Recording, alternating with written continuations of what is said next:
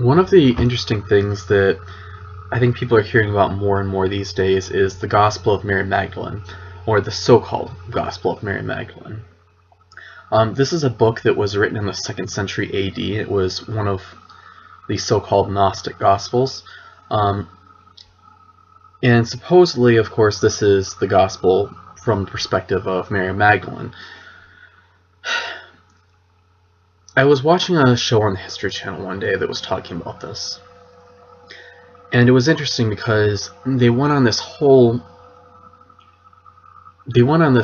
long tirade about how, well, the Gospel of Mary Magdalene was it left out of the Bible because it was written by a woman, and they had this whole kind of feminist, sexist objection to the Gospel of Mary Magdalene being left out of the Bible, and there was this whole long.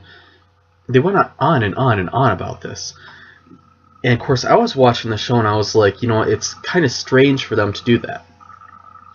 Because the Gospel of Mary Magdalene was written in the 2nd century, whereas the books of the New Testament that we actually have in a regular Bible were all written in the 1st century. I actually did a project where I was looking up the dates that the New Testament books were written. It was for a Shakespeare class that I had. And anyway, long story short, I ended up looking up the dates that the New Testament Gospels were written, and the books of the New Testament in general, and the latest scholarly date that I could find for any of the books in the New Testament was the year 100.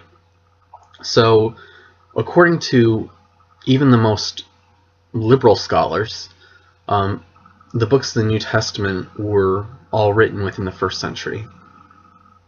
The Gospel of Mary Magdalene was written in the 2nd century. And it was interesting because when I listened very, very carefully to the show, while they were going on this huge tirade about, well, was the Gospel of Mary Magdalene left out because it was written by a woman? Woo!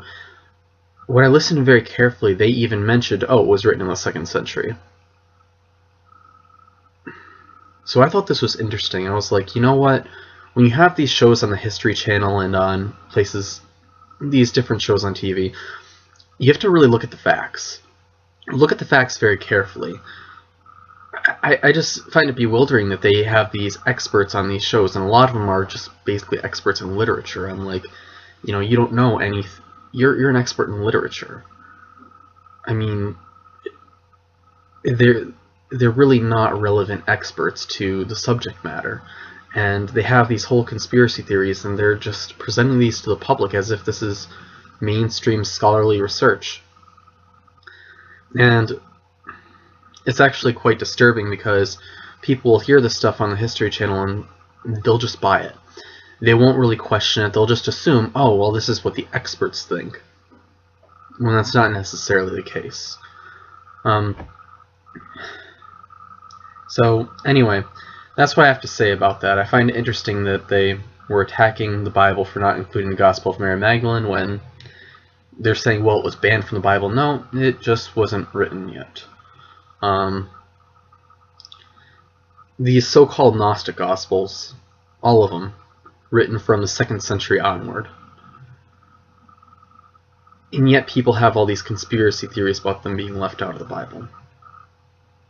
But in reality, that's not really the case. It's not really what happened. I was talking to my cousins at one point, and they had been raised Catholic. And the particular church they went to taught that women were inferior to men. I don't know if they just had a bad priest, or if this is an attitude the Catholic Church has on a larger scale. But if you read the Bible, Christ holds women in very high regard. He holds women with a lot of dignity and respect. Certainly a lot more than Muhammad held them with. Actually read the Bible before you jump to conclusions about it being sexist or any of this nonsense. Actually see what it says. Because a lot of what the claims that are made about it are just simply wrong. Alright, thank you for your time, and remember, up next on the History Channel, Ancient Aliens. Did aliens wipe out the dinosaurs before or after they wrote the Bible? Find out next on Ancient Aliens.